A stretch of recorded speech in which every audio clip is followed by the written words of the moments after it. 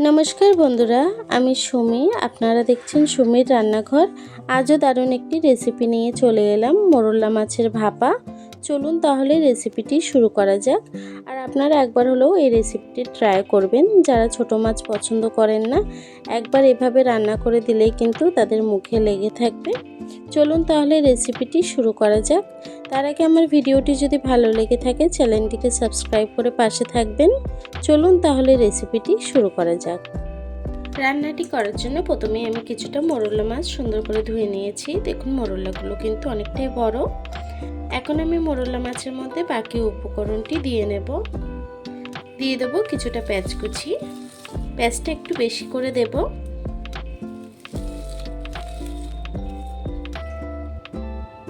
দিয়ে দেবো কিছুটা আলু। আলুটিকে আমি লম্বা লম্বা করে কেটে নিয়েছি। এখন দিয়ে দেবো কিছুটা কাঁচা লঙ্কা। ঝালটা আপনাদের পছন্দ মতন দেবেন, আমি একটু ঝালটা বেশি করে দিলাম। দিয়ে দেবো আদা জিরে বাটা। দেবো একটু সর্ষে বাটা। আমি সাদা সর্ষে আর কালো সর্ষে মিশিয়ে বেটে নিয়েছি। দিয়ে দেবো স্বাদ মতো নুন।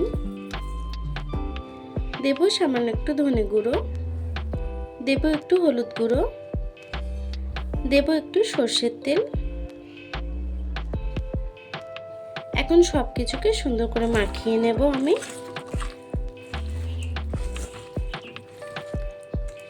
দেখুন, মাছের সাথে কিন্তু আমি সুন্দর করে মশলাটিকে মাখিয়ে নিয়েছি। এখন এটিকে টিফিন বক্সে ঢেলে নেব।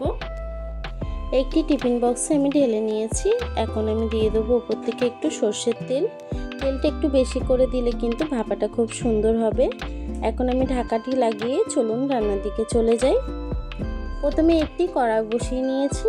কড়াইটির মধ্যে আমি সামান্য একটু জল দিয়ে দেব। জলটিকে দিয়ে আমি টিফিন বক্সটি বসিয়ে দেব। দিয়ে আমি ঢাকনাটি আটকে 20 থেকে 25 মিনিট কুক করে নেব।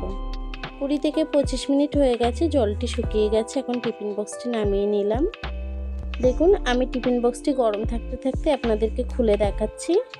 ঢাকনাটি আমি সাবধানে খুলে নেব, কেন টিফিন বক্সটা অনেকটাই গরম। দেখুন বন্ধুরা, রেসিপিটি কেমন হয়েছে কমেন্ট বক্সে জানাতে ভুলবেন না।